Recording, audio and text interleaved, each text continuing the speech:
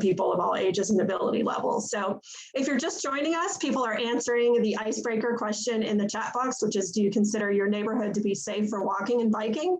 So y'all can continue to answer that, but we're going to get started with our presentation. So if Eric can advance the slide, we will talk a little bit about the reason that we chose this topic. Let's end traffic deaths in Charlotte.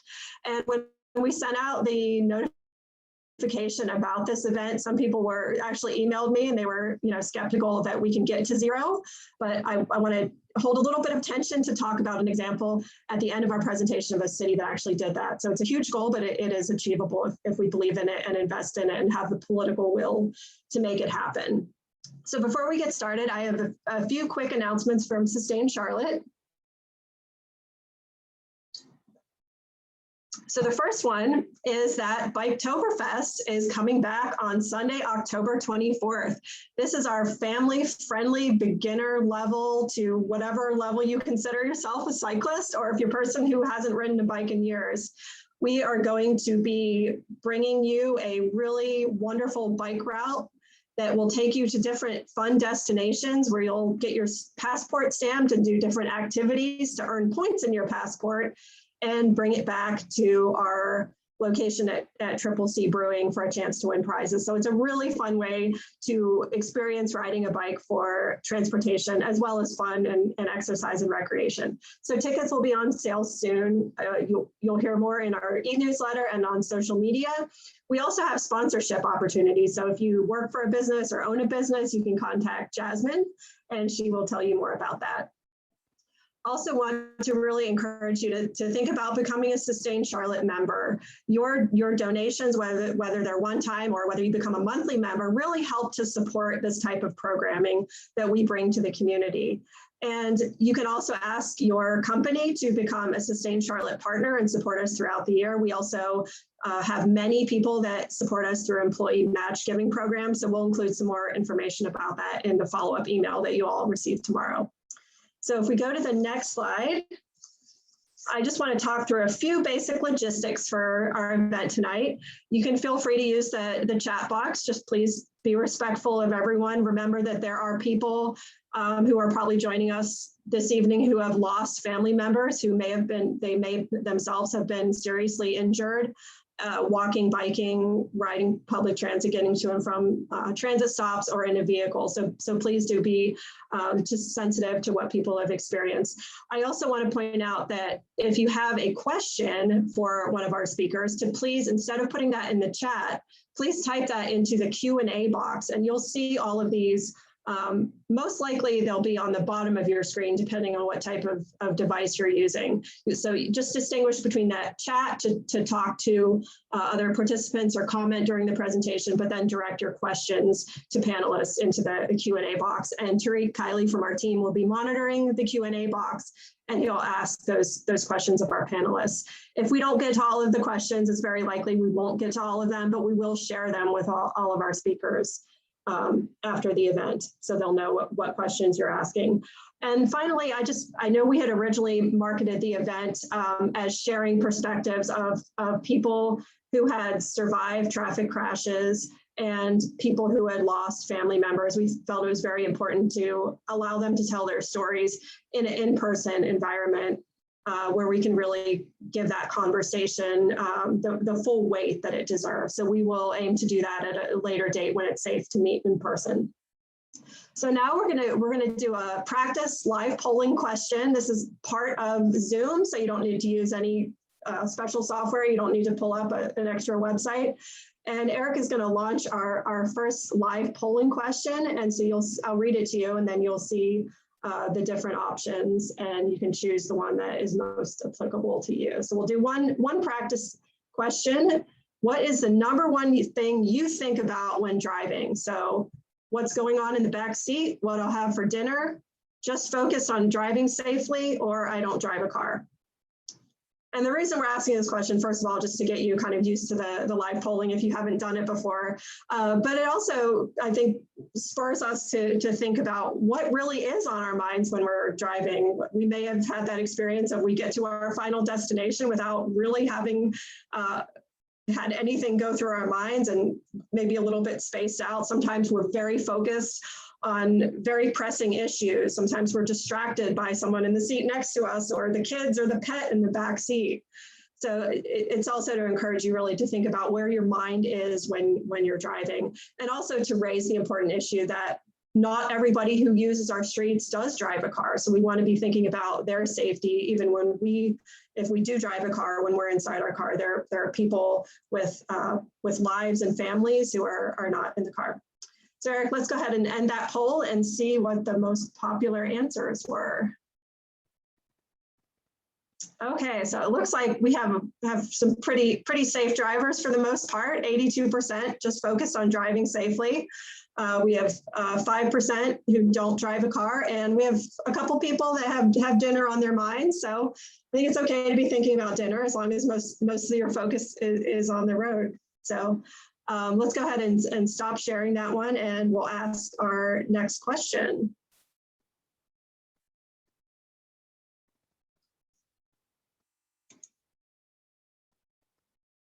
Okay, so this next poll actually has two questions that you can answer at the same time. So the first is, do you consider yourself a safe driver? So yes, no, sometimes, or I don't drive a car. So don't overthink it, just give the first answer that comes to your mind. And the second question, do you feel safe walking and or riding a bicycle in Charlotte? Yes, no, or sometimes. And go ahead and answer this, even if you don't walk or ride a bicycle very often. We all are pedestrians in our daily lives, even if it's just walking to and from our car in the driveway or just walking to and from the stores that we go to. And whether you walk or use a wheelchair or other device to get around, all of us really are some form of pedestrians in most of our daily life. So I'll give you a couple more seconds to answer those questions. Okay, let's go ahead and end the poll there. And let's share the results. Okay, so most people, let's see, actually, I think it's still sharing. I think it's still sharing the very first question.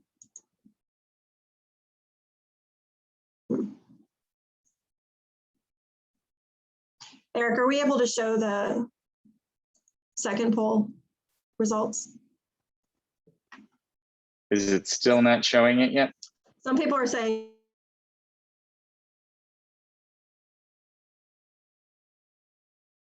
Hang on, how about now? We'll see the results. You could just share them with us verbally. Okay, it looks like people can see them. Results? Yes. Yep, okay, good. Okay, so it looks like 62% of people consider themselves a safe driver. They said yes, and 38% said sometimes. So appreciate the honest feedback here. And as we can see, many times we're engaging in safe driving much of the time or some of the times, but we want to figure out ways to be more consistent with that. And do you feel safe walking or riding a bike in Charlotte? 23% of people said no, and 77% said sometimes. So those results are not surprising. Nobody feels consistently safe walking and riding a bike everywhere. So we'll talk today more about what is being done to improve those numbers. So if we go to the next slide. It's my pleasure to introduce Angela Berry. Angela is the Traffic Safety Manager at Charlotte DOT, and Alfred Oyoyo is the Engineering Project Manager at Charlotte DOT.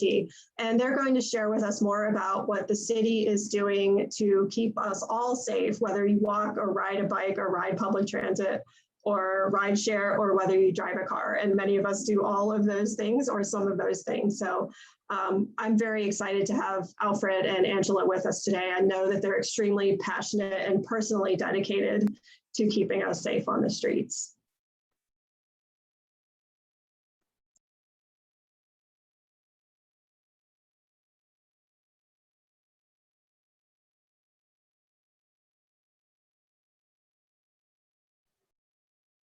Well, thank you, Meg, and sorry for flashing my email and my wedding picture to all of you.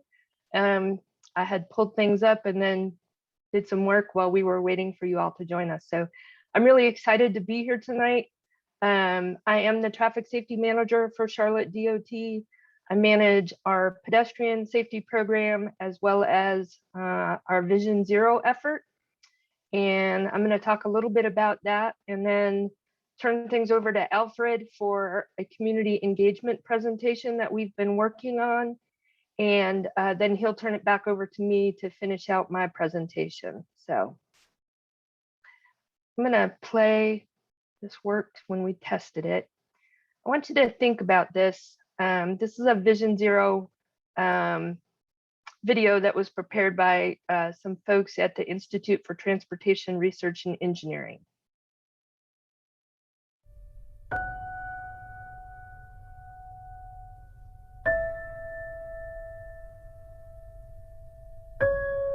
I would probably say maybe 1,000. Hundreds of people probably die here. Say 1,800? Thousands? Thousands of people.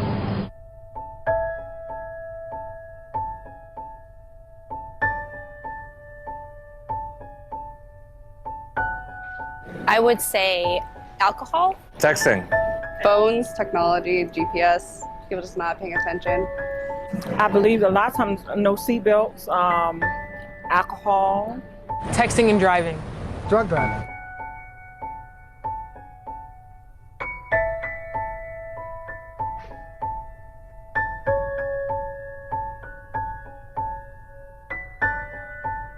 No. Yeah, no. No. Nope. I don't think so. Nah, I don't think so. 50%? Every year should reduce at least by like 10 or 15%. It's hard to put a number on it because you want to say zero. Under 100 would be amazing. Oh, zero. Oh, absolutely zero. 0 fatalities in the family. Zero. Zero. 0 for my family. Absolutely, yeah. I mean, ideally. Yeah. Yes. Yes. So absolutely 0.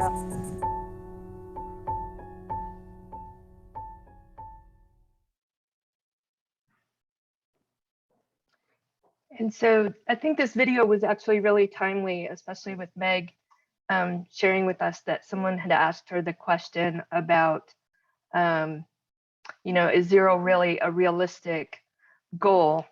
And if you don't shoot for 0, my question to you would be, okay, my screen is not advancing. Here we go. Would be, what is an acceptable goal to you and your family? Is it 5? What if they're the 5 of us that are the 6 of us that are on this phone call right now as panelists? Is that acceptable to our families and our friends? I think the fair answer from all of you, and I think you would concur, would be no. And so we are being very ambitious, and 0 by 2030 is a very ambitious goal when we had our highest fatal crash numbers ever in 2020. But I want to talk with you for a little bit about how we developed the action plan, which was developed in 2018 and adopted in 2019. And we have been working towards all those goals that we have laid out, 74 different action items. First, we were very collaborative. One of the very first meetings that we had, we sat down and said, who's not in the room, who should be in the room? And we thought of all the advocates that we work with across the community, including Sustain Charlotte, as well as personal collaborators, personal advocates for different infrastructure. We brought our police force into the mix very early on because there is some component of enforcement that has always been a part of reducing fatal crashes to 0. It's not the only component, but it is a component. The other thing we did was we looked to be as data-driven as possible. And Alfred is going to share some of that data that we created, and I'm going to share some as well, to try to focus our attention on those places where fatal and serious crashes are happening in our city. And then we try to be very conscientious about our equity and engagement. So I'm going to talk a little bit about that later on. And so I wanted to share with you our fatal and serious injury crash numbers. Starting in 2015 to 2017, we saw I think I did the math, it was a 60% increase in fatalities. And that was at the time when our management said, okay, it's time. We need to take this Vision Zero thing very seriously and start figuring out what our game plan and what our plan of attack is. And so 2018, we did see a small downtick, which was good. A nicer little downtick in 2019. I will tell you that unfortunately 2020 was not a good year for the city of Charlotte. Speeding, not wearing a seatbelt, and impairment are the top 3 crashes, the top 3 reasons we have fatalities here in Charlotte as well. And so with that, I'm going to turn it over to Alfred. He's sort of our test first at bat with this community engagement presentation that we've been working on behind the scenes for use by all of our task force members.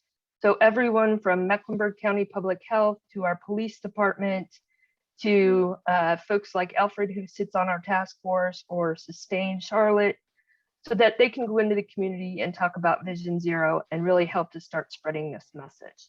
So with that, I'm going to turn it over to you, Alfred. All right, thank you, Angela. Let me share my screen with you all.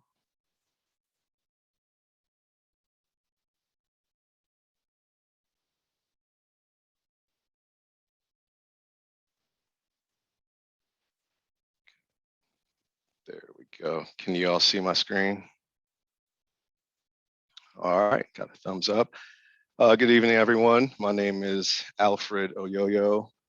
I'm engineering project manager with our CDOT design section. And as Angela mentioned, also a part of our Vision Zero task force. And what I want to do here today is just share a little information with you about some of the work we've been doing with the task force and with the community as we look to implement a lot of our Vision Zero strategies. All right, so one of the big takeaways from today, we really want to reframe how we're thinking of what we're calling accidents. We hear these words a lot every day in the media when we're describing roadway related incidents. But we feel by using this word, however, we're giving off the impression that these crashes aren't preventable. And what we really want to do is get us all in the mindset that there are things that we can do, efforts that we can take in order to reduce the number and severity of crashes on our roadway.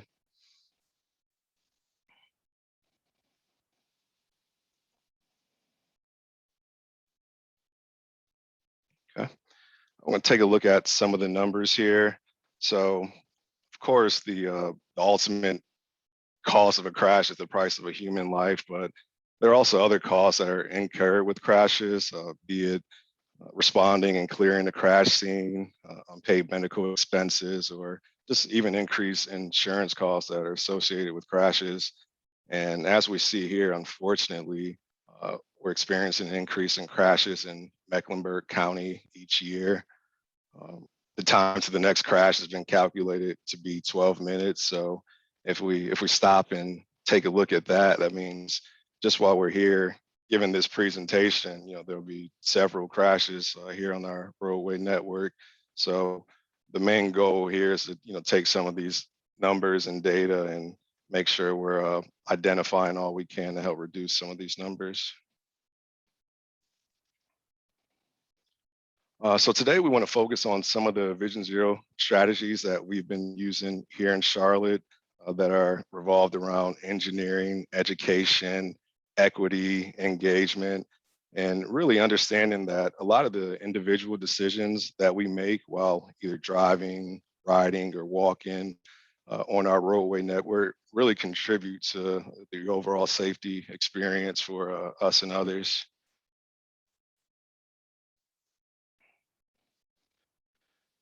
And as Angela mentioned, here in Charlotte, probably a couple of years ago, we developed what we call our high injury network.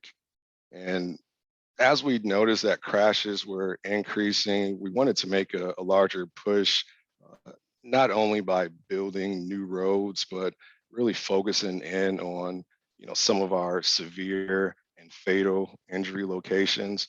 So as you see here, this map of Charlotte, and the legend on the left, we take a 5-year time period and we've mapped out across the city roadways that are experiencing several fatalities, one or more fatal or severe injury crashes, as well as crashes that involve bicyclists and pedestrians.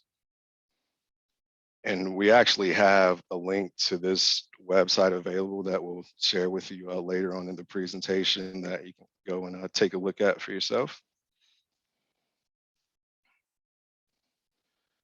All right, so designing and building safer streets. So me currently, I'm in our CDOT design section, and this particular point right here is something that's a little near and dear to me because engineering plays a huge role in some of the changes that we can actually implement right now. And these projects really are a big investment across the city in an effort to make our road safer for all users. What we like to focus on is what we call multimodal transportation. So not only vehicles, but pedestrians, bicyclists. And just by looking at the picture here on the right, we see several treatments that we use across the city, just upgrading pedestrian crossings, signage, new bike lanes, the construction of new sidewalks. So that's something that we're heavily involved in from start to finish, planning, prioritization, selecting projects, designing the projects, and all the way to completion.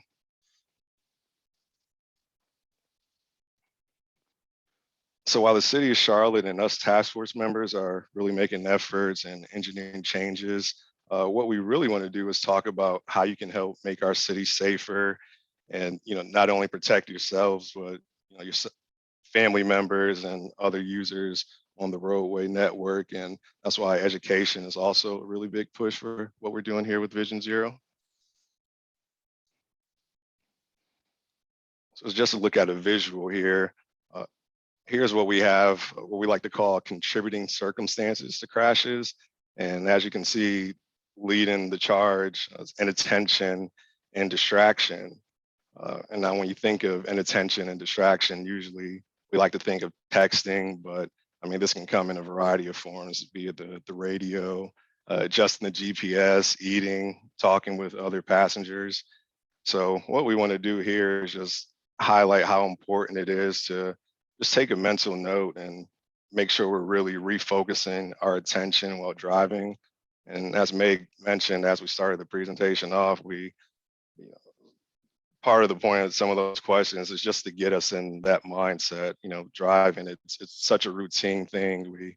We tend to try to multitask and you forget the fact that we're actually operating a heavy piece of machinery. And so again, it's about us and other users on the network.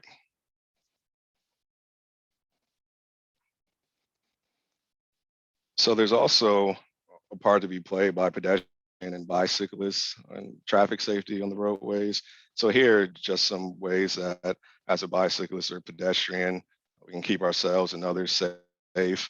I'm not going to read through all these, but as you can see, it's things as simple as obeying traffic signals and signs, wearing a helmet, being bright, walking facing towards traffic. So things of those natures that we can do on an individual level.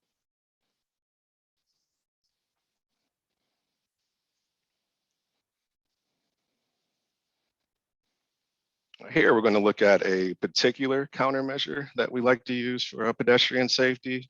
So here we have a pedestrian refuge, which is a very popular countermeasure that we use not only here in Charlotte, but that's used all over the country for pedestrian safety. And some of the benefits of a pedestrian refuge, it really simplifies the crossing for the user and gives the user an opportunity to cross the street a little more comfortably. Provides a protected space for a bicyclist or a pedestrian to be able to measure a gap in traffic to make that crossing safely. And another thing, it reduces the overall crossing distance that a pedestrian or bicyclist may have to cover. So again, this is one of the countermeasures we have here in our toolbox in Charlotte that we use very regularly.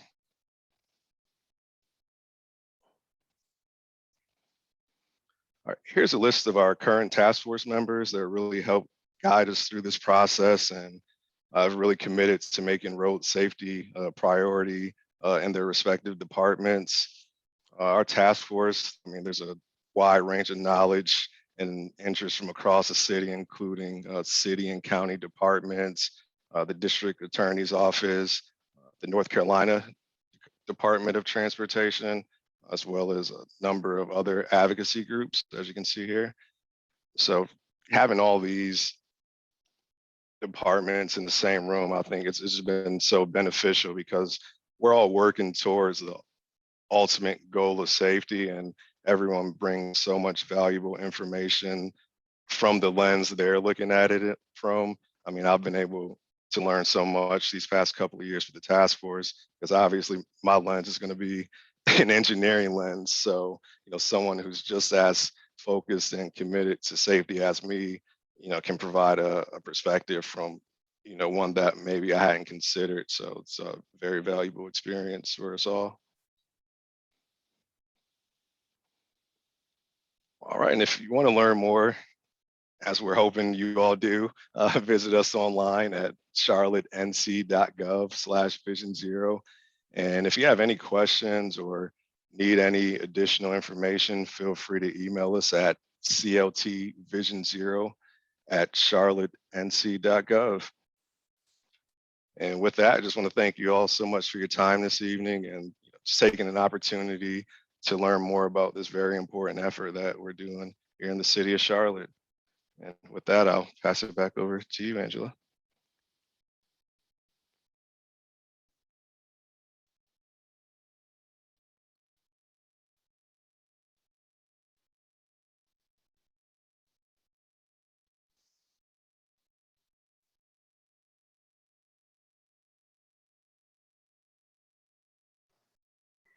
So thanks, Alfred. I really appreciate that.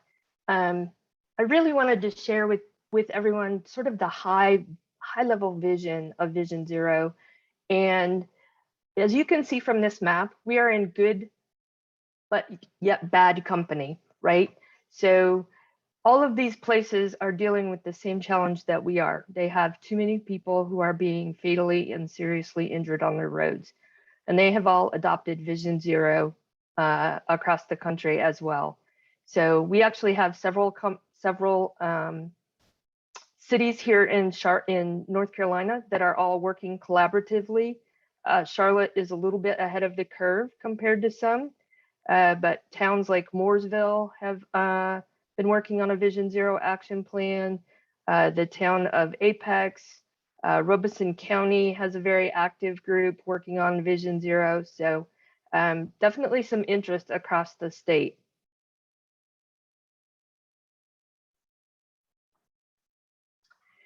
And I wanted to just share with you, maybe this is something you might not have thought of before. And I actually share this with the police department when I teach a class at the Recruit Academy about how we use crash data.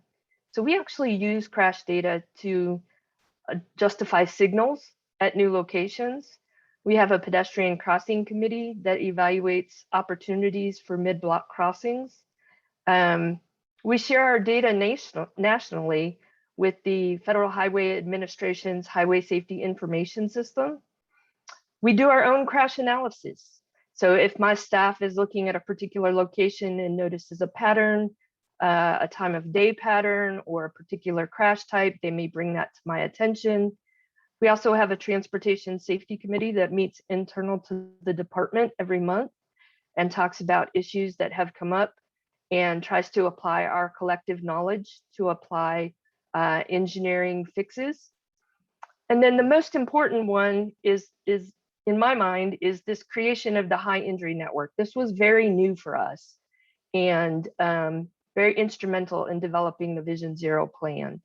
And then obviously, you've probably seen me on TV. I don't like to claim that I've been on TV, but I have been on TV. I get a lot of media inquiries. And so the thing I wanted to share about the high injury network that Alfred shared with you earlier is that this is the set of streets that have a higher incidence of severe and fatal crashes. And you might think from looking at that map that it is literally all over the map. There's no one place that is necessarily worse than the other. There is some concentration in the crescent, but it is on roads like the thoroughfares, a little bit on collectors, and a little bit on local streets. But what's really interesting is that of the 2,600 line miles of streets, only 9% of that total street network make up our high injury network. And so I wanted to talk about some of the things that we've accomplished in 2019 and 2020. We finished construction of the protected bike lanes on the plaza. We have installed the 5th, 6th Street cycle track in pilot operation. We have been reducing speed limits on local streets to 25 miles per hour where requested. And we have prioritized 93 segments of the high injury network for lighting improvements. We have a recurring social media presence that shares Vision Zero safety messaging. And we have published our high injury network data out on the open data portal for others to utilize. We also have created rack cards and videos on our website that show you how to use those pedestrian only mid-block signals. And we have a bike facilities rack card. Uptown had about 30% of its streets still at 30 or 35. So we have completed reducing the speed limit on all of Uptown streets to 25 miles per hour. We collaborated with East Carolina University to prepare a medically at risk education video for training for all our CMPD officers. And that was really an interesting opportunity that sort of sprung up out of, but our office really interested in the opportunity when the professor came to speak with us. And so we decided that a video, all our officers to identify drivers who might be at risk from a medical condition, and a medical condition can range from anything, right? It could be loss of cognitive ability to loss of physical motion. And so that's been really interesting. And then we've been working on a school safety study and developing a safe routes to school toolkit. We have something now called portable driver feedback signs. So these are like those speed trailers that you see the police department leave for 1 or 2 days in a neighborhood. Well, I actually for 6 weeks. And I try to collect data from them. I have a contractor who visits them and changes the batteries and collects data for me. And then the other thing that we did, we have always investigated fatal crashes, but we also tasked our staff with beginning investigating serious injury crashes for bicyclists and pedalists. I'm sorry, bicyclists and pedestrians. And so I have a couple of calls to action for you. The first is to take the pledge, to pledge to yourself and to someone else, your spouse, your children, your parents, your sister, your brother, even a good friend, that you're going to stay sober and alert on the road, wear a bike helmet if you're bicycling, wear clothing that helps you stand out if you are a pedestrian, and always following the rules of the road. So we would love to have you do that. And it's a printable pledge card on our website. And then my second call to action is just exactly what Alfred said, is let's start reframing this conversation. The media frequently refers to these as accidents, right? But they're not, right? We're losing a busload of people on our streets every year. If we were losing a busload of people every 2 weeks, they would call them crashes. And they are preventable.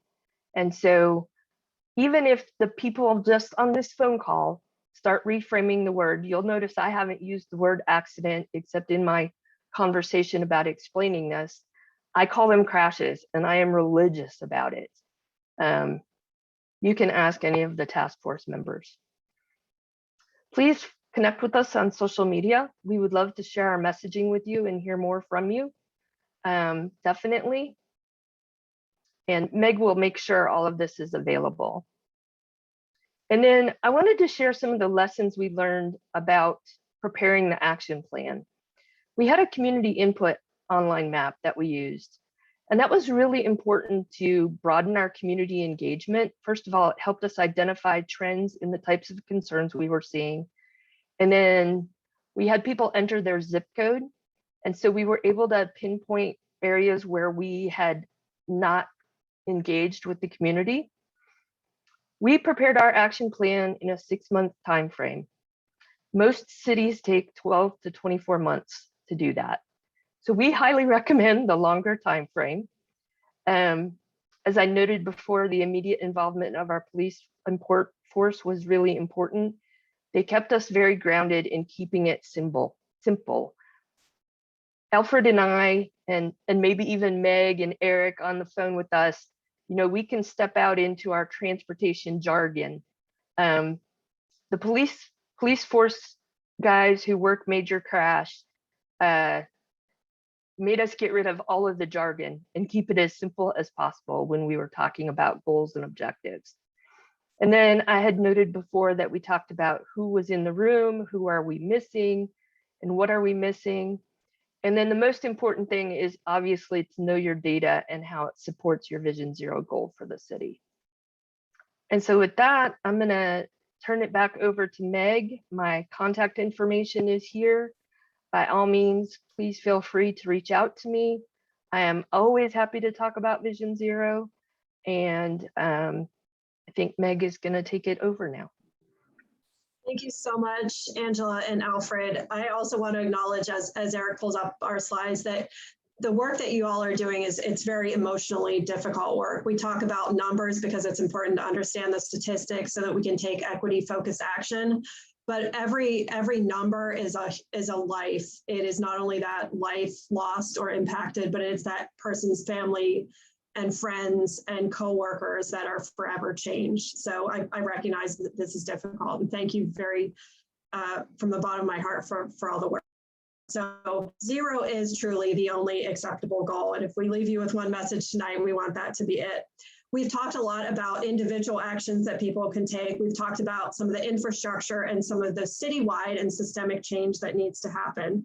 And some of the work that needs to happen is that there's personal action. Some of the work requires funding to build new infrastructure. And some of it just takes sheer political will to say that people lives matter over the quick and completely efficient movement of cars. So if we go to the next slide, I want to very briefly, so we can get you out of here by 7 o'clock and still have some time to answer questions. I want to very briefly share some ways that Sustain Charlotte is working on achieving the goal of Vision Zero. In addition to the suggestions that Angela and Alfred made for you to get involved, we would love for you to join our Charlotte Regional Transportation Coalition. And Tariq Kiley, we'd be happy to tell you more about that. We'll also include his email in the follow-up email that you'll receive tomorrow. So if we go to the next slide, I'm going to go through a pretty rapid fire, high level introduction to some of the many ways that Sustain Charlotte advocates for Vision Zero. We don't do this work alone. We are not claiming credit for making all these things happen alone. The city builds the infrastructure, the police enforce the traffic laws, neighborhoods and residents advocate for for safer streets. So we do this work in partnership with the community. We do funding and policy action alerts to share information so that you all can take action and contact your government staff to get more involved, or your elected officials, depending on the issue. We do serve on the Vision Zero task force, and we have done that since the Vision Zero action plan was being developed, and we're continuing to play an active role on that. We do provide technical assistance for neighborhoods that are facing safety challenges for people walking, biking, and riding public transit. And I'll share a brief example of how we partnered with residents in the West Boulevard area. We also, as I mentioned, facilitate the Charlotte Regional Transportation Coalition, which now has over 50 organizational members throughout Mecklenburg County and the region. And we also host beginner-friendly walks and bike rides to introduce people to walking and biking for transportation. And often we include demonstration projects as part of those. We are advocating for protected bike lanes and a citywide, sometimes called AAA, which means all ages and abilities bike network. And what you're seeing on the map there is the advocacy that we started back in 2015 for a protected bike lane that would connect east and west across Uptown to connect the greenways so that people would have a safe way to ride bicycles across Uptown. So if we go to the next slide, you can see in those small images there, which again, we'll share this presentation with you all tomorrow. We partnered with Charlotte DOT to do a demonstration, hands-on or bikes on, I guess, demonstration during Biketoberfest to give people a chance to ride on a protected bike lane. We used bales of hay and traffic cones and chalk to mark that out. And now that's actually, the construction on that is being completed. So it went from dream to reality, thanks to many of you being involved advocating. Over 4,000 people signed the iBike CLT petition to make that happen.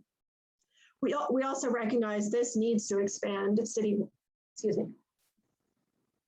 this network of all ages and ability bike facilities can't end in Uptown. So the Uptown Cycle Link is a critical start. And you can see on the map there's some existing segments of the all ages and abilities network. There's some that are planned, there's some that are funded, and there's some that have yet to be funded. So ultimately this will be a connected cycle link through Uptown, but we know that there are many communities throughout Charlotte that really all communities need safe places for people to ride bicycles, including that high injury network. And we know that a higher percentage of people in the crescent or arc of Northwest and East Charlotte don't have access to a car. So a larger percentage of them are walking, riding bicycles, riding public transit for their main daily transportations. We know those areas are especially in need of high quality bike and pedestrian infrastructure.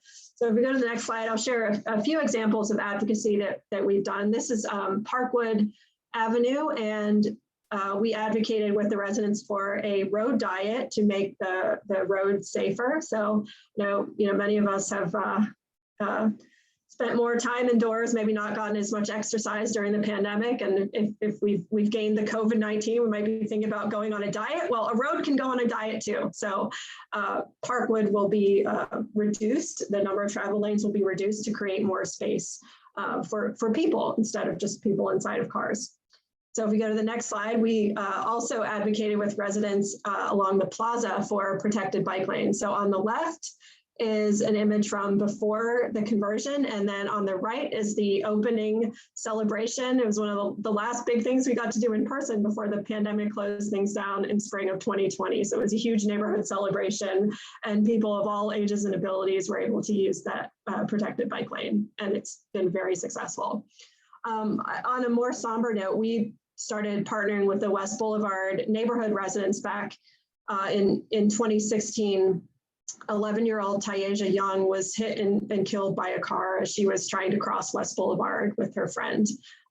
They were trying to get a snack at a convenience store, and unfortunately she lost her life. We partnered with residents. We talked about the importance of saying the names of people who have lost their lives to traffic fatalities. And on the right there are some of her friends and family members, including her mother and her friend who was with her. And they came and spoke to City Council about the importance of including a Vision Zero goal when City Council adopted their updated transportation action plan. And if you go to the next slide, we actually met with with residents of the West Boulevard Neighborhood Coalition, and Charlotte DOT staff were fantastic about coming out to those meetings and really listening to the input of the residents. And instead of just giving recommendations, they really listened to resident needs and made recommendations, many of which have been implemented to make West Boulevard safer to cross. So there's a lot of work that still needs to be done to make it safer to walk along West Boulevard, to ride a bicycle along West Boulevard, but the crossings have been made significantly safer with new signalized intersections and pedestrian crossing beacons that pedestrians can use to cross, as well as leading pedestrian intervals, as Alfred mentioned, that allow the pedestrian to get out into the intersection where they're more visible before the light turns green for the cars. If we go to the next slide. We also had a big funding advocacy win this year when City Council adopted their budget. There was a large increase in funding for sidewalks, bicycle infrastructure, and transportation safety. And this is something we've been really advocating for years. The city has an excellent Charlotte Walks pedestrian plan, a Charlotte Bikes bicycle plan, and a Vision Zero action plan. They need ongoing, consistent, and increased funding if we are going to achieve the Vision Zero goal. There's, like I said, work that can be done through political will, but there are also things that require money. We need staff at the city to do this work, and we need funding to build the infrastructure that makes such an auto-oriented city as Charlotte safe for walking and biking. We also do a lot of advocacy for equitable and sustainable development, because transportation does not happen in a vacuum. We need land uses that support safe transportation. So we have participated, Eric here has participated on the Charlotte Moves Task Force to recommend a transformational mobility network so people who don't have a car can safely and conveniently get around. We also have done a lot of advocacy on the vision for Charlotte's growth over the next decades. The Charlotte Future 2040 Comprehensive Plan is very closely tied to transportation, as well as the Unified Development Ordinance that will set the rules to achieve the vision set by that comprehensive plan. And also the Mecklenburg County Playbook is the Park and Rec master plan that includes a lot of greenway connections. We still have a pretty fragmented greenway network, and we don't have a lot of greenways that are in communities of color. So we know that a lot of people use the greenways for walking and biking for transportation. So we need to complete that network. And if we go to the next slide, I mentioned a little teaser at the beginning, is Vision Zero realistic? Yes. As Angela shared, it is aspirational. It is going to be very challenging, but it is achievable. And we have an example. In 2019, Oslo, Norway, which is a city of about 700,000 people, had 0 pedestrians and cyclists killed in their center city. And they did it in a number of ways, but what I want you to see there is how they decrease the fatalities over time. We want to, like I said, the only acceptable number is 0. And they did do that over time by intentionally prioritizing people before cars through their car-free livability program, which I'll share an article tomorrow in the follow-up email. But the key elements of it: more bike infrastructure, lower speed limits, fewer cars on the road overall, less traffic in residential areas, speed bumps, and better technology in the cars. So if we go to the next slide, it is time for Q&A. So I'm going to turn it over to Tariq to share some of the questions that you all typed in. I see that there are 8 questions in the Q&A box. We definitely won't have time, unfortunately, to have the panelists answer all of them, but we will, as I said, share all of those questions with them so they will know all the questions that you have asked. All right, let's get started with the question and answer session portion of our presentation. The first question is, what's the difference between speeding and failure to reduce speed? That is an excellent question. Usually, I may actually have to ask CMPD that exact question. I'm drawing a total blank at this moment, and I apologize for that. But there is definitely a nomenclature difference. I believe speeding is exceeding the speed limit. So for instance, if you were caught doing 45 and a 25, that would be speeding. But failure to reduce speed is failing to reduce speed for the conditions at hand. So let's say it was raining out and you were still doing 45 and a 25 and probably not on a great road for whatever reason, let's say. So your failure to reduce speed contributed to the crash. I hope that answers your question, Percy. Might be able to chime in, but Angela, I think you're right. CMPD will probably be the answer there. But if I'm not mistaken, I think failure to reduce speed is usually associated with rear end type crashes as well. Does that sound about right too? Yes. Just really based on how they code it. Yep, it is. Okay, thank you for that answer. Next question is, excuse me, would it not be a more viable, safe design for bike lanes to have some instrument that is like the plaza between Central Avenue and Plaza Extension, so vehicles can't use construction / lawn / delivery, etc. Can't use, which negates any safety to the bicyclist. I'm sorry, that's how it was written. No, that's okay. I can read it. I think that's a great question, Carolyn. We have come a long way, and I think Alfred can probably attest to this. We have, in just the time I've worked here at the city, and I've been with the city for 16 years and with CDOT for 14 years, we have gone from 3-foot minimum bike lanes wedged, if you will, into a roadway to what you're seeing now, which is protected buffered bike lanes with vertical elements to keep motorists entirely separate from the bicyclists. And that has been a mental shift for our department, and a mental shift really across the country. We are not the only department of transportation who has shifted. I like to think that we're shifting with the times. There are certainly some cities out west that embraced this well before we did. Okay, thank you for that answer. The next question is, who should we contact if we know of an area or intersection that could use additional signage for pedestrians? So if you reach out to 311, and I know that that answer frustrates you sometimes as citizens, but 311 will direct your request to our appropriate public service division at CDOT, and they will analyze, they will investigate and analyze your request. And also they usually come to me for advice and consultation. The next question is, can you walk through how safety is addressed around school locations? I'll give an example. Our Drake Hill Road currently has the high school and the middle school is around the corner. The plans are to add an elementary school directly across the street with higher density housing. All the roads are 2 lanes. Is there a point where you would strongly encourage other options? If so, what is that threshold?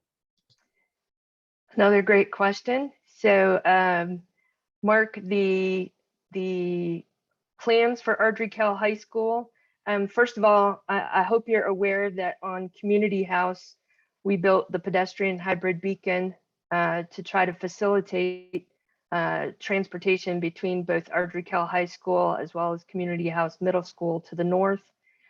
And if the elementary school is actually built on the south parcel with the higher density housing, NCDOT has agreed to signalize that location that's the entrance to the high school. And so that would be signalized with full pedestrian accommodations such as crosswalks, et cetera. I have one last question for you. We can get to all the questions, but let's just ask this last one. I live on a fairly busy road where the posted speed limit is 25 miles per hour. However, cars travel greater than 40 miles per hour. What can be done to slow traffic down or make them aware of the fact that this is a neighborhood road? So, Michael, this is a common occurrence literally throughout our city. I haven't figured it out. I moved to Charlotte almost 20 years ago, and Charlotteans, when we get in our cars, boy, people here in Charlotte want to get from point A to point B just as fast as they possibly can. And it boggles my mind. I've shared this with the task force. I actually was a speeder myself, Michael, before I took this position. And I have made a conscious decision that I would no longer conduct that behavior. What can be done is, if you want to reach out through 311 to your public service investigator, ask for the portable driver feedback sign program through CDOT. And those are those signs that I said I'm implementing in a rotational program around the city. And they do have an effect for a period of time. And we are finding that to be about 6 to 8 weeks of time. Thank you so much for the great questions and the great answers. I will turn it back over to May. Thank you so much, Tariq, for facilitating Q&A. We're about to wrap up here, but I just want to quickly recap the ways we shared tonight that you can take action. Again, this will all be in tomorrow's email. You can take the Vision Zero pledge. You can commit to using the word crash, not accident. I wish our media would do this.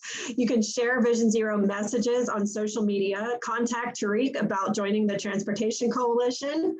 You can voice your support for Vision Zero bike and pedestrian funding efforts whenever Sustain Charlotte shares action alerts. And you can request a Vision Zero presentation for your neighborhood or community group. So if we go to the last slide, we're wrapping up here, and I want to give a special thanks to Angela and Alfred for sharing their time and expertise with us tonight.